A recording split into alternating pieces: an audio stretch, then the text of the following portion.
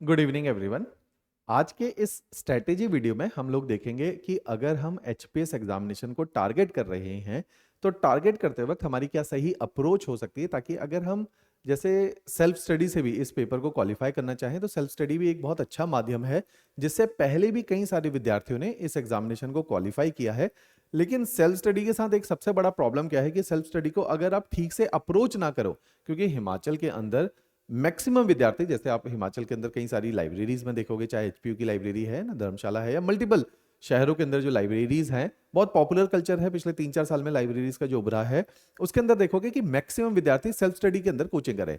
Self study से पटवारी exam निकालना भी आसान है, या सिंगल डे जो एग्जामिनेशन होते हैं, सिंगल डे एग्जामिनेशन है जिसमें रट्टा एमसीक्यू रटने हैं ल्यूसेंट जीके का, और उससे एग्जामिनेशन निकालना आसान होता है। तो single day examination relatively self study से निकालना आसान है। एचएस एग्जामिनेशन भी कई सारे विद्यार्थियों ने हर साल सेल्फ स्टडी से निकाला है और आज भी निकालते हुए आए हैं। लेकिन हमें यह भी समझना पड़ेगा, सेल्फ स्टडी से जो फेलियर रेट है या डिस्क्वालिफिकेशन का रेट है वो भी बहुत ज्यादा है। उदाहरण के तौर पे मैं आपको एक डेटा के साथ बोलता हूं। इस बार एचपीएस एग्जामिनेशन में 32,000 विद्यार्थियों ने फॉर्म को भरा। 32,000 फॉर्म को फिल करने के बाद 16,000 विद्यार्थी एग्जामिनेशन को देने गए। उन 16,000 एग्जाम विद्यार्थी ने जिन्होंने एग्जामिनेशन को देने गए, उसमें से 220 के आसपास एग्जामिनेशन में प्रीलिम्स को क्वालिफाई करते हैं। तो सबसे पहले डेटा बहुत कम है कि 16,000 में से जो बच्चे क्वालिफाई करते हैं वो मात्र 220 के आसपास प्रीलिम्स पहली स्टेज में। अगर आप डिसक्वालिफिकेशन का रेट देखोगे तो 98.5% स्टूडेंट ऑलमोस्ट पहली स्टेज के ऊपर ही फेल कर जाते हैं। 98.5% स्टूडेंट बहुत बड़ा नंबर है ये। उसके बाद इसी में से मात्र 27-28 बच्चे मेंस को क्वालिफाई करेंगे।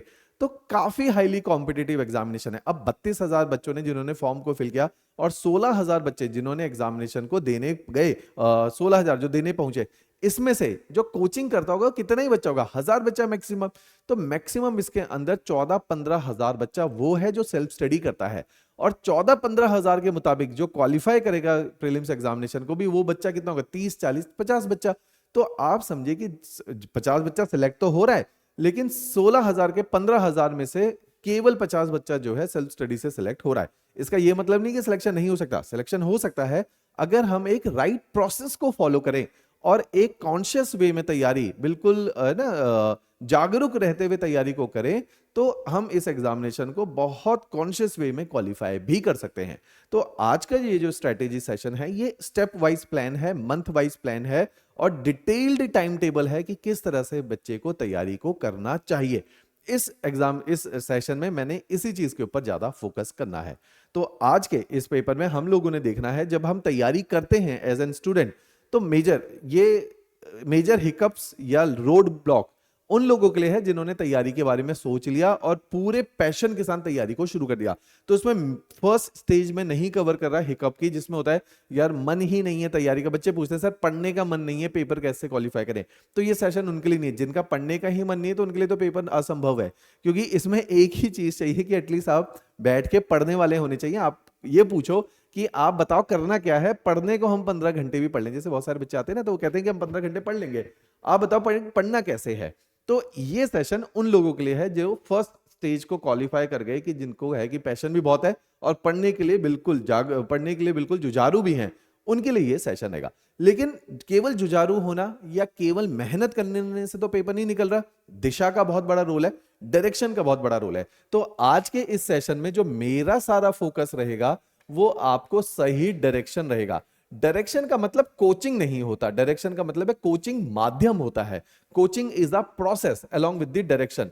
तो कोचिंग इज अ प्रोसेस मैं आपको बता रहा हूं, फॉलो आप खुद भी कर सकते हो। ऐसा नहीं है, मैं बार बार बोल रहा हूं, सेल्फ स्टडी से लोगों ने पेपर निकाला है और टॉप रैंकर तक भी बने हैं। लेकिन अगर सही प्रोसेस के साथ साथ उसको फॉलो कर लिया जाए, सही दिशा मिल जाए, तो निकल जाता है पेपर। तो मेरी नजर में ये 6 एरियाज निकाले हैं जिसके ऊपर मैं बात करूंगा आज, जिनकी वजह से पेपर नहीं हो पाता। पेपर कितने लोगों का हो रहा है, जैसे मैंने बोला इस बार 11 सीट्स हैं, 16,000 अभ्यर्थी इसमें से फॉर्म को पेपर को देने पहुंचे।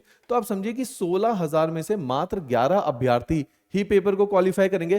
पेपर बहुत डिफिकल्ट है, कॉम्पिटिटिव है। तो इसको क्यों नहीं हम लोग ये देखेंगे जिन बच्चों का नहीं निकल रहा, कारण क्या था, क्यों नहीं निकला। हमने देखा कि सबसे पहला कारण है कि हम इस एग्जामिनेशन को क्या वैसे अप्रोच तो नहीं कर रहे जैसे सिंगल डे पटवारी का एग्जाम, नायब तहसीलदार का एग्जाम, अलाइड का एग्जाम, अलाइड है ना, तहसील वेलफेयर ऑफिसर के एग्जाम को टारगेट करें। क्योंकि इन सारे एग्जामिनेशन में एक बहुत कॉमन एरिया है जिससे सवाल नहीं आते हैं, जो है इतना डिटेल्ड मेंस एग्जामिनेशन। ये सारे paper almost single day examination के ऊपर बेस्ड है, रट्टा मारना है लूसेंट जीके का और पेपर निकलता है।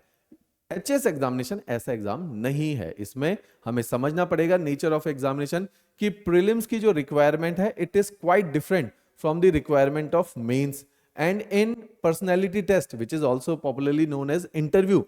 इस पर्सनैलिटी टेस्ट में बिल्कुल डिफरेंट रिक्वायरमेंट है। तो हमें देखना पड़ेगा कि एग्जाम की रिक्वायरमेंट के मुताबिक हम तैयारी कर रहे हैं या नहीं कर रहे। क्या हम केवल प्रीलिम्स को रट्टा मार के तैयार करे जा रहे हैं और मेंस को बहुत तरीके से नहीं तैयार कर रहे, या हमने पर्सनैलिटी के सटल एस्पेक्ट पे काम किया या नहीं किया। तो ये एग्जामिनेशन हमारा इस स्टेज पे रुक गया, इस स्टेज पे रुक गया या इस स्टेज पे रुक गया, कोई फर्क नहीं पड़ता।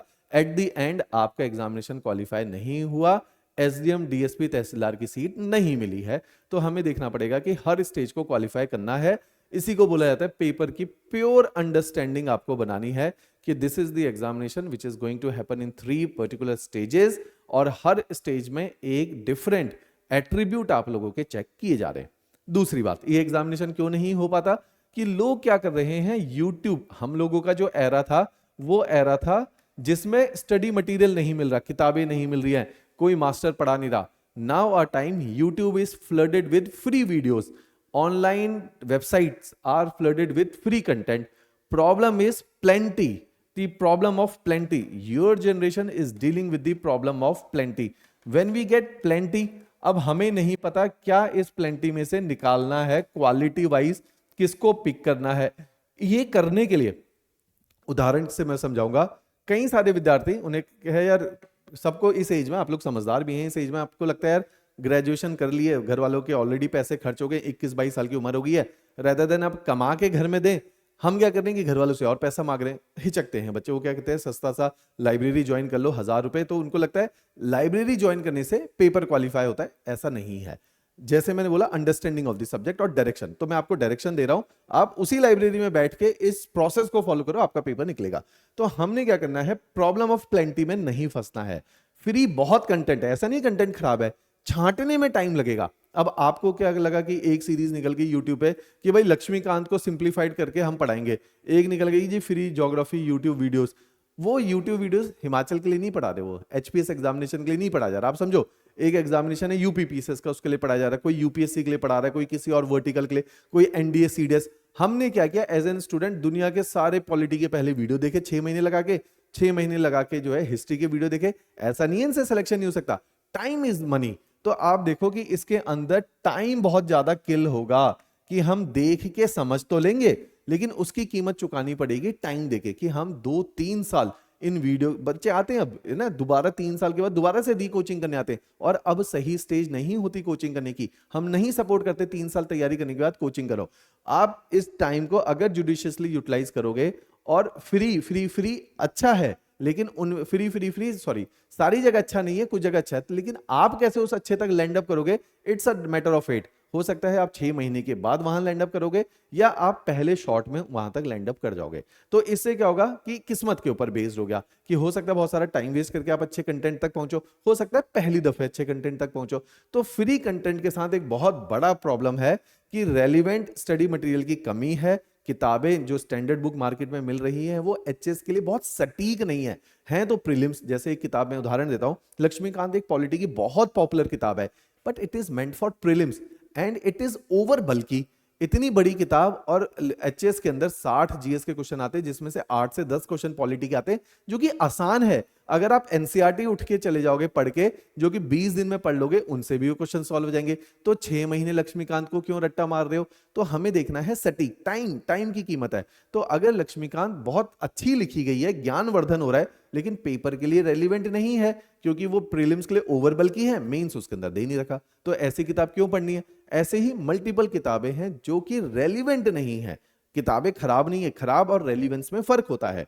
बेहतर अच्छी किताब है, पेपर के ओरिएंटेड नहीं है। क्लियर? तो रेलिवेंट स्टडी मटेरियल आपके समय को बचाता है, और आप समय मींस अगर ये एग्जामिनेशन आपका 2 से 3 साल में नहीं होता है तो आपके पास कोई मोटिवेशन नहीं है 21-22 साल में तैयारी करते हैं शुरू करके 25 साल 3 साल तक एक allied examination, NT examination, HS examination को फॉलो करना कोई खास मतलब कोई समझदारी नहीं है, राइट। ये एग्जामिनेशन बड़ा है, टफ है, लेकिन फिर भी 2 साल में बहुत अच्छे से प्रिपेयर होता है। अगर वो अच्छे से प्रिपेयर नहीं हो रहा है इसका मतलब कमियां हैं तैयारी के अंदर।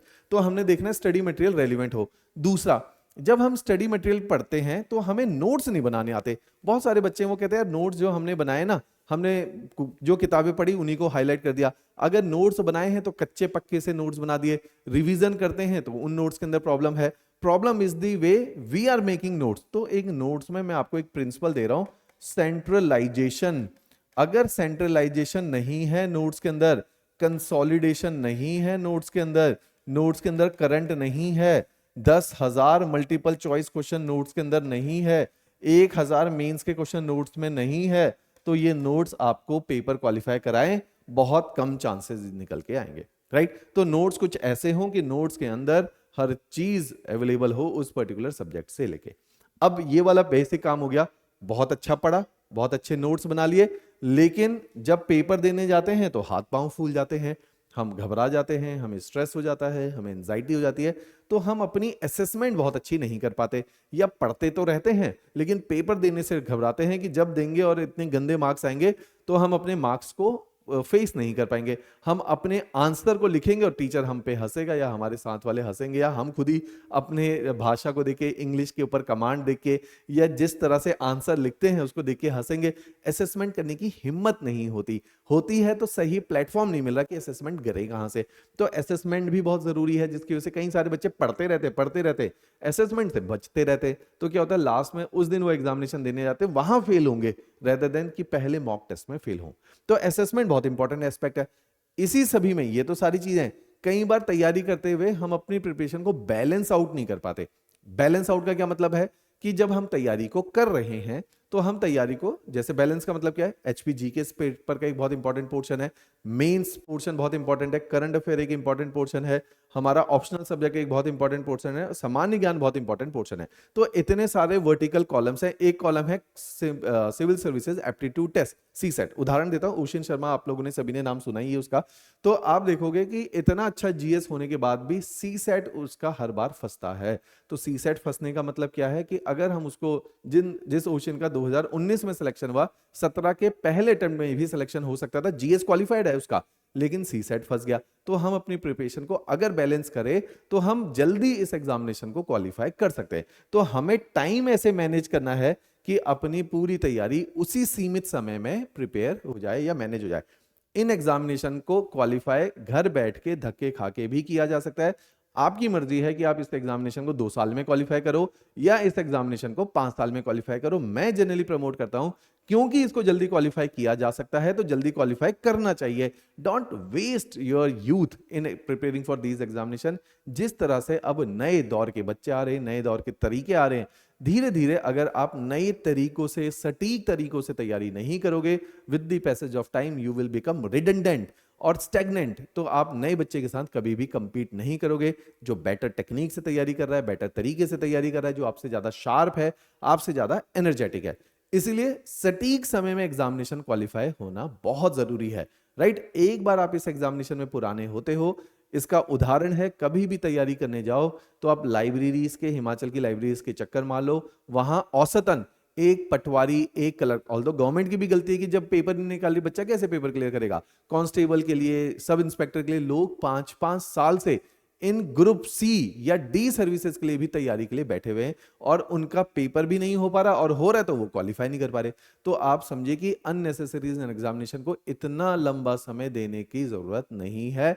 These paper are difficult but could be cracked in 2 to 3 good years. Simple फंडा, राइट। तो इस तरीके से आज के स्ट्रेस स्ट्रेटेजी सेशन में हम लोगों ने ये रोड मैप बनाना है कि अगर पेपर को क्वालिफाई भी करना है और करना है तो सीमित समय के अंदर इसको क्वालिफाई करना है। तो जैसे मैंने बोला, इस एग्जामिनेशन की तासीर को पहले आप लोग पहचानिए। इसके अंदर प्रीलिम्स है, इसमें मेंस है, इसमें इंटरव्यू है। आज के सेशन में मैं तीनों स्टेजेस को कैसे बैलेंस आउट करना है उसके ऊपर फोकस करूंगा। हम अपनी प्रिपरेशन को, मैं हमेशा कहता हूं, प्रिपरेशन बड़ी है। आज तक हमने अपने इतिहास में ऐसी प्रिपरेशन कभी भी नहीं करी थी। रीजन क्या है? क्योंकि अभी तक हमने ज्यादा से ज्यादा क्या दिया होगा, जो डॉक्टर की जिसने तैयारी करी होगी मेडिकल साइड में, उन्होंने नीट दिया होगा। नीट में 3 सब्जेक्ट हैं, फिजिक्स है, केमिस्ट्री है, बायो है। किसी ने आईआईटी तोड़ा है तो उसने फिजिक्स, केमिस्ट्री और मैथ्स पढ़ा है, तो 3 सब्जेक्ट पढ़े हैं। उन सब्जेक्ट में भी आंसर राइटिंग इन्वॉल्व नहीं है, पर्सनैलिटी टेस्ट इन्वॉल्व नहीं है, तो मीन्स ये सिंगल डे एग्जामिनेशन है विद द लिमिटेड सब्जेक्ट। और इन सब्जेक्ट के करस्पॉन्डिंग अगर आप सक्सेस रेशियो देखोगे, यहां पे सक्सेस रेशियो मैंने आपको बार बार बोला है, इस बार द फिगर्स वर बेनिवलेंट। अब 2024 चल रहा है, 2024 में जब एचपीएस एग्जामिनेशन आउट होगा, 50,000 अभ्यर्थी इसको भरेंगे और seats are going to be nearly in 20s। तो अगर आप लेवल ऑफ कंपटीशन देखोगे तो हर आपका इसमें सिलेक्शन रेट कितना है, 0.01% इज सिलेक्शन रेट। तो इतने हाईली कॉम्पिटिटिव एग्जामिनेशन को निकालना कठिन है, आसान नहीं है। तो इसलिए इसको हमें एक तरीके से अप्रोच करना पड़ेगा। नंबर ऑफ सब्जेक्ट्स ज्यादा हैं, डाइवर्स हैं। दूसरा, स्टेजेस ज्यादा इन्वॉल्व हैं, तो इसलिए इस पूरी प्रिपरेशन को भी हम सीढ़ी नुमा तरीके से अप्रोच करेंगे, स्टेप वाइज प्लान बनाएंगे। तो 3 स्टेप में इस प्लान को बनाइए। जैसा कि मैं आपको बार बार बोलता हूं, जब भी इस तैयारी को परस्यू करना है तो आप मेरे साथ साथ जो मैं बातें बोल रहा हूं इनको लिखते चले जाइए।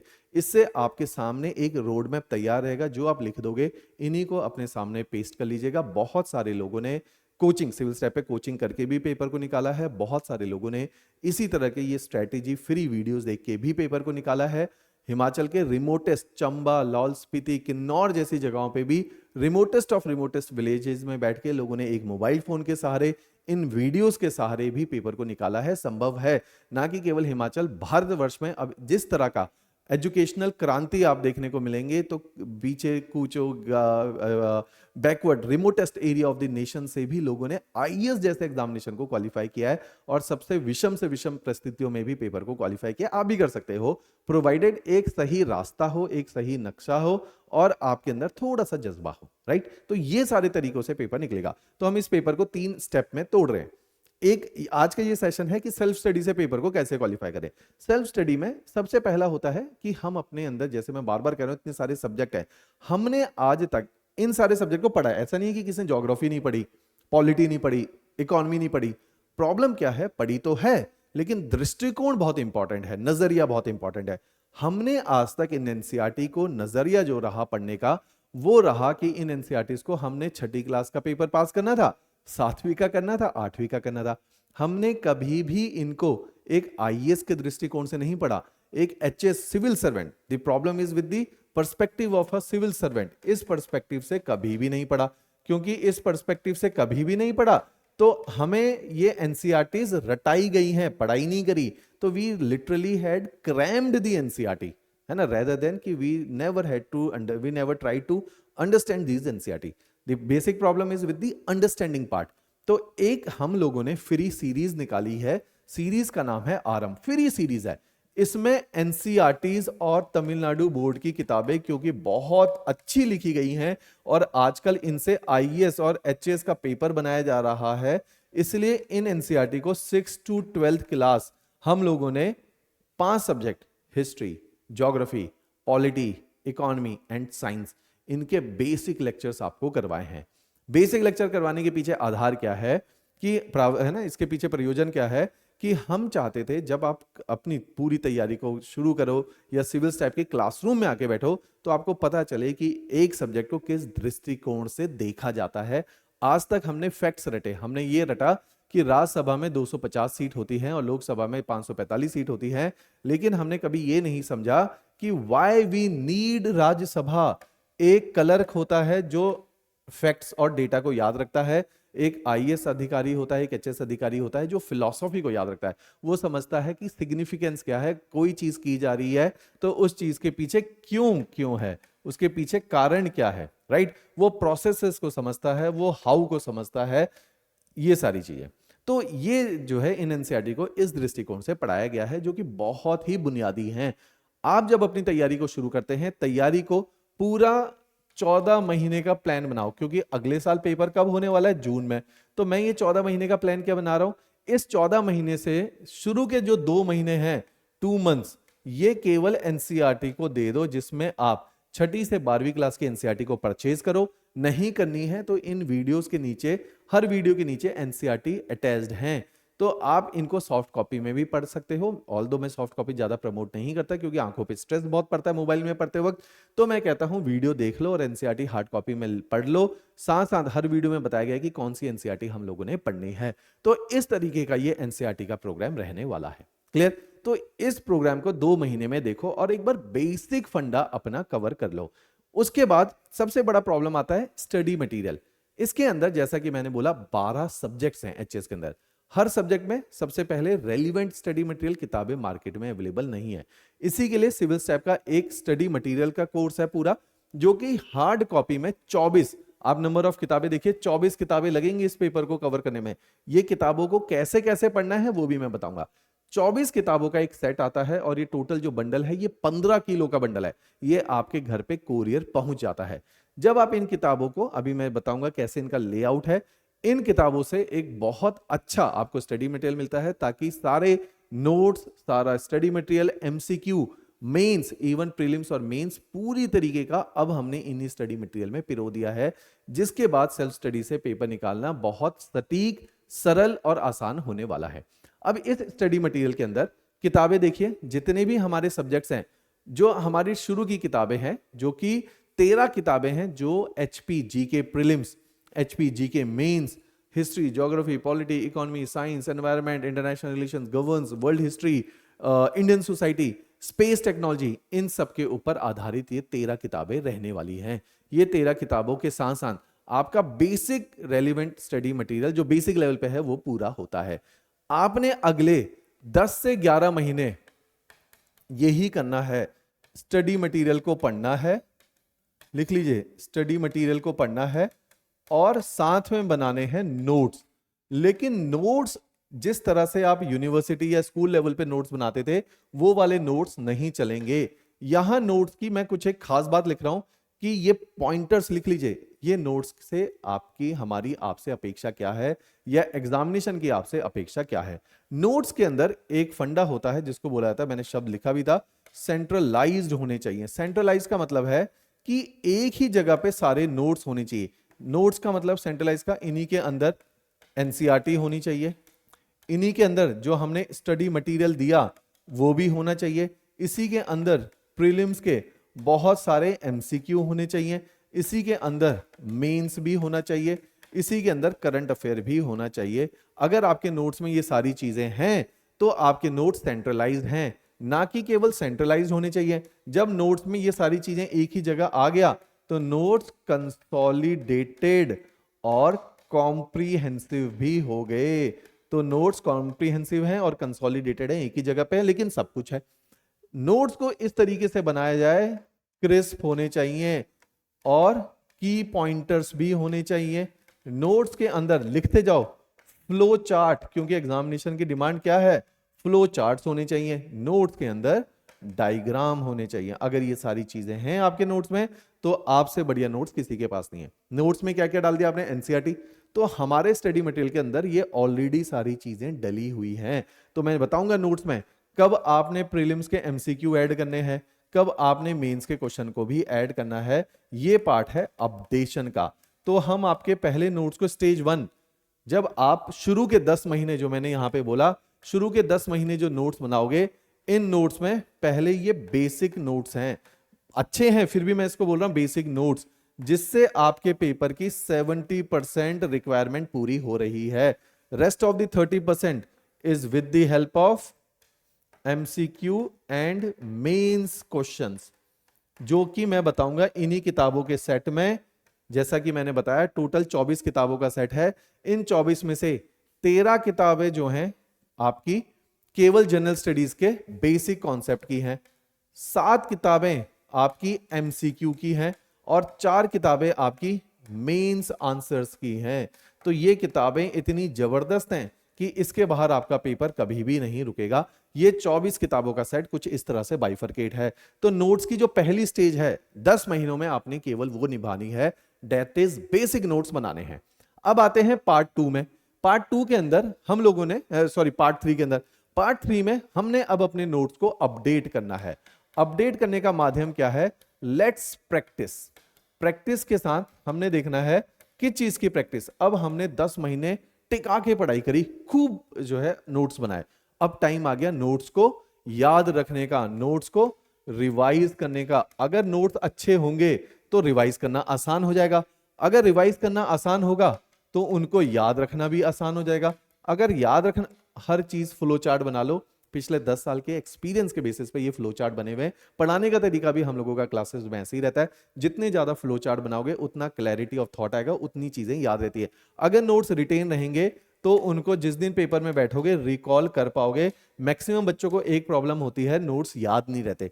पूछ लेना आप लोग, लाइब्रेरीज में जाना है पुराने, वो कहते हैं यार पढ़ते तो बहुत है, याद नहीं रहता। याद नहीं रहेगा तो सटीक समय पे चीजें याद नहीं आएंगी, सटीक याद नहीं आएंगी तो आप परफॉर्म नहीं कर पाओगे, रैंक नहीं निकाल पाते। जो रिकॉल कर पाता है उसी का रैंक आता है। तो नोट्स के लिए मैं सी वर्ड यूज करता हूं, हर चीज सी से है, कंसोलिडेटेड होने चाहिए, क्रिस्प होने चाहिए, सेंट्रलाइज्ड होने चाहिए, ये इसके लिए यूज होता है। अगर जब थर्ड स्टेज में आते हैं जिसमें मैं कहता हूं अपडेशन के लिए, वहां पे आर वर्ड आता है, नोट्स को रिवाइजेबल बनाओ, रिटेनेबल बनाओ, रिकॉल करो और रैंक निकालो। तो इस तरह से नोट्स, आपके अच्छे नोट्स आपको रैंक तक पहुंचाते हैं, लेकिन नोट्स अच्छे होने चाहिए, तब ये सारा स्टेज फॉलो होगा। अब इसी में अब प्रैक्टिस कैसे करना है, मैंने 5000 है ना, सिविल स्टेप ने 5000 एमसीक्यू का एक सेट बनाया है जिसमें 7 किताबें हैं अलग अलग सब्जेक्ट की, जिसमें ज्योग्राफी है, एनवायरनमेंट है, साइंस है, इन सारी किताबों का सेट है। 5 नहीं 6000 एमसीक्यू का ये सेट बनाया हुआ है। इस सेट के अंदर इतने सारे मल्टीपल चॉइस क्वेश्चन है कि अगर आप इन्हीं को कर लोगे आपके चांसेस ऑफ सिलेक्शन ज्यादा है।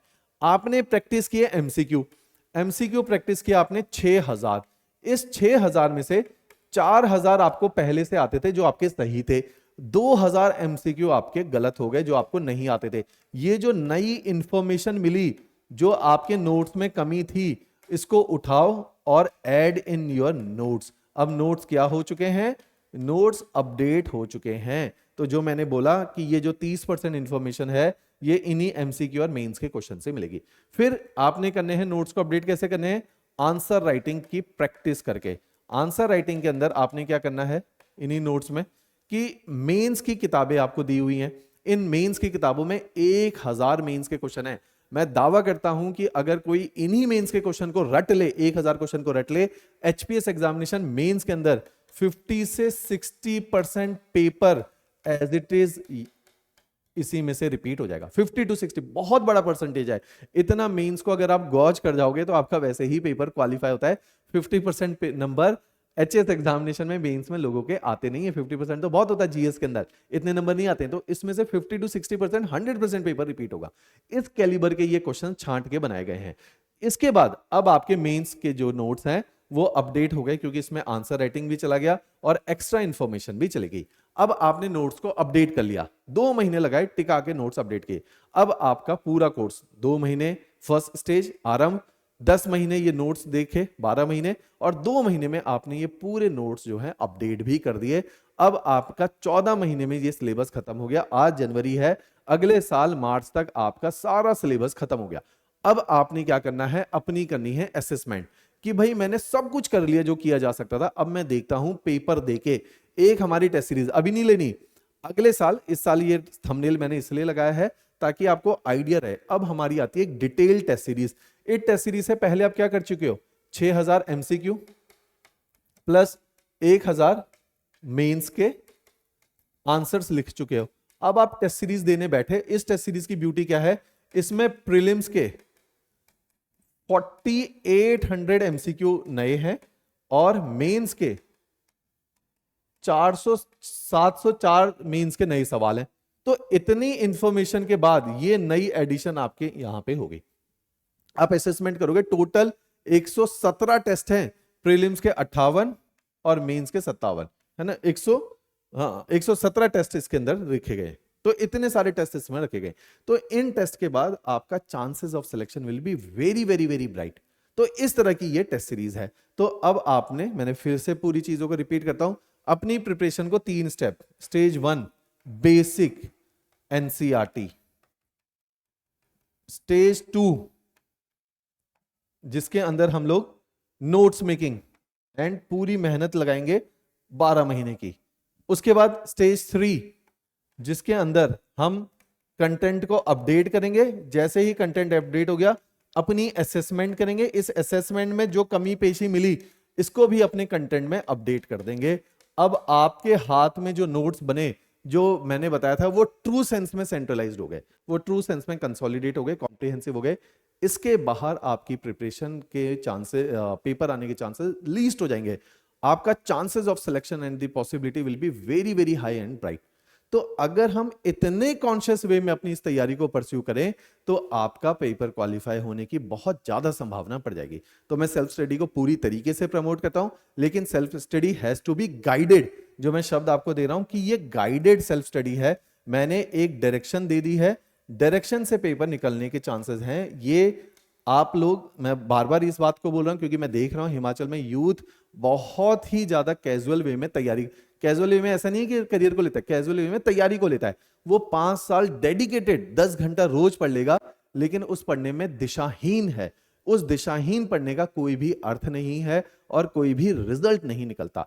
तो बहुत लोगों ने, मैं एग्जांपल दे रहा हूं यहां पे, इस साल रैंक 1 प्रतीक ठाकुर नायब तहसीलदार, 2 साल, 21 साल का पास आउट, 2 साल के अंदर है ना, 22 में नोटिफिकेशन आ गई, 23 में तो रिजल्ट आ गया, 1.5-2 साल की प्रिपरेशन में इस एग्जामिनेशन को क्वालिफाई किया। 2021 का पास आउट अनमोल रैंक 4, 22-23 साल में इन लोगों ने पेपर को क्वालिफाई किया। अगर आपके पास सटीक तरीका है तो आप इस एग्जामिनेशन को कम समय में, कम एज में क्वालिफाई कर पाते हो, अगर सही प्रोसेसेस को फॉलो करो। तो आज के सेशन में जो भी मैंने आपको तरीके बताए हैं उसको रिलीजियसली फॉलो करो, आपका पेपर सेल्फ स्टडी के माध्यम से भी क्वालिफाई हो सकता है। इसके अलावा अगर आपको है कि कोई बात मेरे साथ करनी है तो ये मेरे ऑफिशियल नंबर में आप लोगों के साथ शेयर कर रहा हूं, तो आप यहां पे मेरे साथ भी कनेक्ट कर सकते हो। फोन में नहीं उठाता हूं, लेकिन मैं कॉल बैक, आपको अपना एक कॉल स्केड्यूल करवा लो और उस कॉल में मैं आपको कॉल बैक कर लेता हूं। क्लियर? आज इतना ही करते हैं। इसके अलावा इस वीडियो के नीचे आपको इससे जुड़ी हुई, तैयारी से जुड़ी हुई कोई भी प्रॉब्लम आती है, कुछ भी आता है, तो आप नीचे वीडियो में लिखते जाओ, जिसपे मैं आगे के वीडियो भी आप लोगों के साथ शेयर करूंगा। क्लियर? चलिए, thanks everyone, thanks a lot.